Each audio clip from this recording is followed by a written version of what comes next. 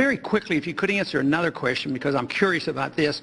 You know, the price of gold today is $1,580. The dollar during these last 3 years was devalued almost 50%. When you wake up in the morning, do you care about the price of gold? Well, I pay attention to the price of gold, but I think it reflects a lot of things. It reflects global uncertainties. I think the reason people hold gold is as a protection against what we call tail risk, really, really bad outcomes. And to the extent that the last few years have made people more worried about the potential of a major crisis, then they have gold as a protection. Do you think gold is money? No. It's not money. Even if it has been money for 6,000 years, somebody reversed that and eliminated that economic law. Well, it's an asset. I mean, it's the same. Would you say Treasury bills are money? I don't think they're money either, but they're a financial asset. Why do central banks hold it? Well, it's a form of reserves. Why don't they hold diamonds?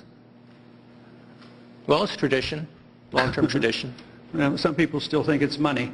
I yield back. My time is up. Thank you. Thank you, Mr. Chairman. Chairman Runaki, I'm looking at the report that you handed out this morning, and I was wondering if you could take your copy and turn to page 26. Okay. There's a table on page 26 which consists of your balance sheet, and one of the entries on the balance sheet is under assets, central bank liquidity swaps, which shows an increase from the end of 2007 from $24 billion to $553 billion in change at the end of 2008. What's that? Those are swaps that were done with foreign central banks. Many foreign banks are short dollars. And so they come into our markets looking for dollars and drive up interest rates and create volatility in our markets. What we have done is, with a number of major central banks, like the European Central Bank, for example, we swap our currency, dollars, for their currency, euros. They take the dollars, lend it out to the banks in their jurisdiction. That helps bring down interest rates in the global market for dollars. And meanwhile, we're not lending to those banks, we're lending to the central bank. The central bank is responsible for repaying us. So who got the money? To financial institutions in Europe and other countries. Which ones? I don't know.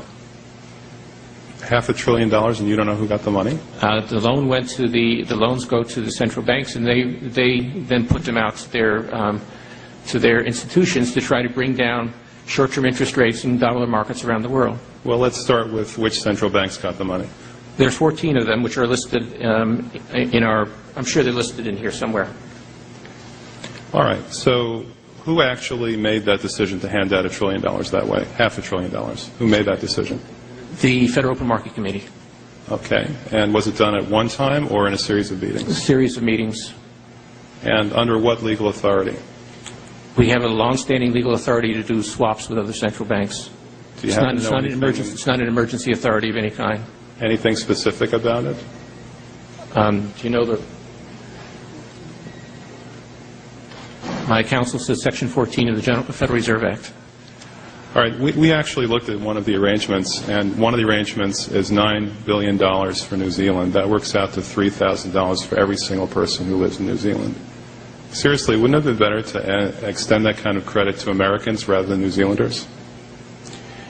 It's not costing Americans anything. We're getting interest back, and it comes back. It's not at the cost of any American credit. We are extending credit to Americans. Well, wouldn't it necessarily affect the credit markets if you extend $500 billion in credit to anybody? We are lending to all U.S. Financial institutions in exactly the same way. Well, look at the next page. The very next page has the U.S. dollar nominal exchange rate, which shows a 20% increase in the U.S. dollar nominal exchange rate at exactly the same time that you were handing out $500 billion. Do you think that's a coincidence? Yes. All right. Well, the Constitution says no money shall be drawn from the Treasury but in consequence of appropriations made by law. This money is not drawn from the Treasury. Well, let's talk about that. Do you think it's consistent with the spirit of that provision in the Constitution for a group like the FMOC to hand out $500 billion to foreigners without any action by this Congress? Congress approved it in the Federal Reserve Act. When was that? Quite a long time ago. I don't know the exact date. 100 years ago? The original act is 1914, I believe. I don't know whether this provision was in 1914 or not, but the Federal Reserve Act was in 1913. All right, and at that time, the entire gross national product of this country was well under $500 billion, wasn't it? I don't know. Is it safe to say that nobody in 1913 contemplated that your small little group of people would decide to hand out $500 billion to foreigners?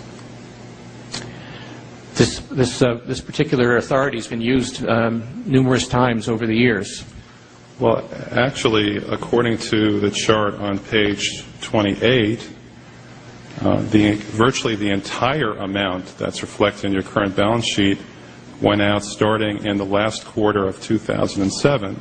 And before that, going back to the beginning of this chart, the amount of lending was zero to foreigners.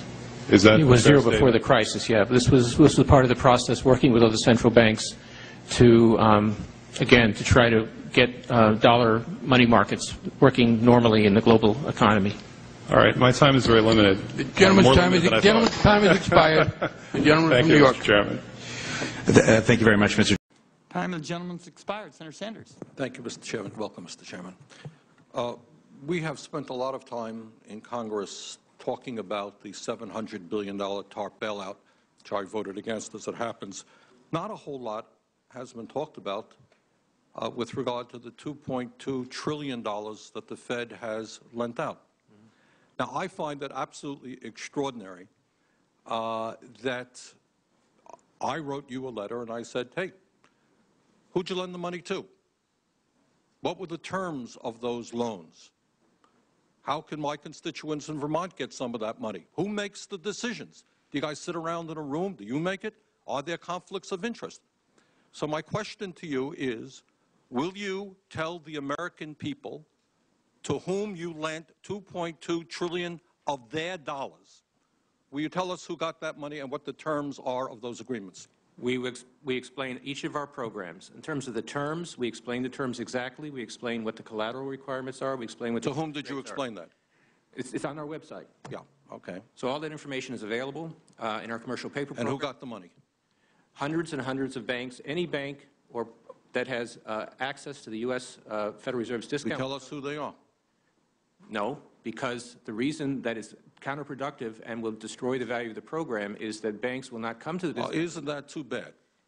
Sorry? In other words, isn't that too bad? They took the money, but they don't want to be public about the fact that they received it. We heard a whole lot about AIG. They're on the front pages. These are very now, I got banks and I have businesses in the state of Vermont who are in a lot of trouble. Not banks. Our banks, by the way, are doing pretty well. Now, how do these guys who are honest business people get it? Do you have to be a large, greedy, reckless financial institution to apply for these monies? There is no subsidy. There is no capital involved. There is no gift involved. It is a collateralized, short-term liquid loan that is both over-collateralized and is recourse to the company itself. We have never lost a penny doing it. And how can other institutions get those loans as well? According to the law, we are supposed to be lending to depository institutions. Let me just say this, Mr. Chairman. I have a hard time understanding how you have put $2.2 trillion at risk without making those names available, those institutions public. And we're going to introduce legislation today, by the way, to demand that you do that. It is unacceptable to me that that goes on. Mr. Chairman, one of the issues that bothers me very much is that for many, many years, some of us were concerned about deregulation. Some of us were very concerned about where the economy was going. We didn't hear much coming from the Bush administration, who told us over and over again that the fundamentals of the economy were sound. We didn't hear much from the Fed. Now, looking back, do you think that maybe there was a problem there, that you did not raise some alarms out there and said, we got a problem when trillions of dollars are being floated around the world in a deregulated, non-transparent way? When you heard people talking about the fundamentals of the economy being sound, how come you didn't raise an alarm? Well, there was a massive credit crisis, and it's been true that our regulatory system and our financial supervisory system did not succeed in preventing those impacts. And I think it's very important that Did not succeed in preventing them. Let's take it another way. Do you think that the repeal of Glass-Steagall was a tragic mistake? No, I don't think so, but I do think we need to have much more effective holding company and oversight supervision, and I strongly support a strong program of regulatory reform going forward. Mr. Chairman, in my state, people ask me how it could be that you're providing loans at almost zero interest rates to large financial institutions who are then charging consumers 25 or 30% interest rates on their credit cards.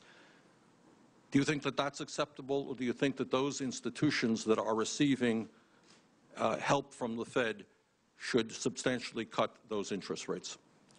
Well, with respect to credit cards, we've been working actively in that area in a couple of dimensions. One is that credit card credit availability will be enhanced by our TALF program, which I've just announced. But you're not answering my question. Should a financial institution that is being bailed out by taxpayers charge those taxpayers 25 or 30% interest rates when they're receiving? Well, you need to address that to the Treasury, because it's the TARP that's providing help to failing or damaged firms. The Federal Reserve lends to healthy firms on a collateralized basis. Last question.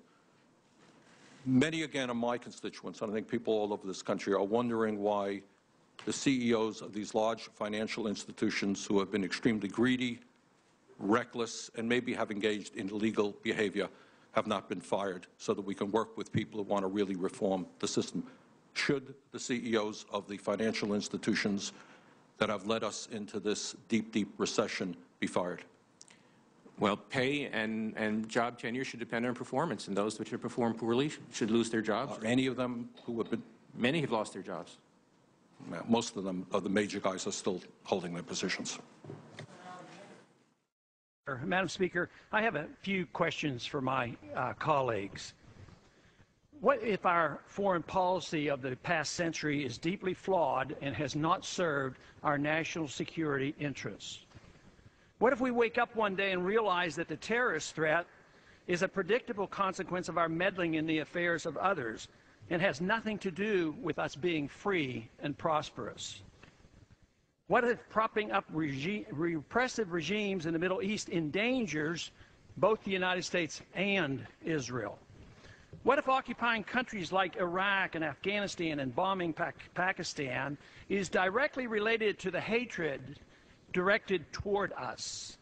What if someday it dawns on us that losing over 5,000 American military personnel in the Middle East since 9/11 is not a fair trade-off for the loss of nearly 3,000 American citizens, no matter how many Iraqi, Pakistani, and Afghan people are killed or displaced? What if we finally decide that torture, even if called enhanced interrogation technique, is self-destructive and produces no useful information, and that contracting it out to a third world nation is just as evil? What if it is finally realized that war and military spending is always destructive to the economy? What if all wartime spending is paid for through the deceitful and evil process of inflating and borrowing? What if we finally see that wartime conditions always undermine personal liberty? What if conservatives who preach small government wake up and realize that our interventionist foreign policy provides the greatest incentive to expand the government? What if conservatives understood once again that their only logical position is military intervention and managing an empire throughout the world? What if the American people woke up and understood that the official reasons for going to war are almost always based on lies and promoted by war propaganda in order to serve special interests? What if we as a nation came to realize that the quest for empire eventually destroys all great nations? What if Obama has no intention of leaving Iraq? What if a military draft is being planned for the wars that will spread if our foreign policy is not changed? What if the American people learn the truth, that our foreign policy has nothing to do with national security, that it never changes from one administration to the next? What if war and preparation for war is a racket serving the special interests? What if President Obama is completely wrong about Afghanistan and it turns out worse than Iraq and Vietnam put together? What if Christianity actually teaches peace and not preventive wars of aggression?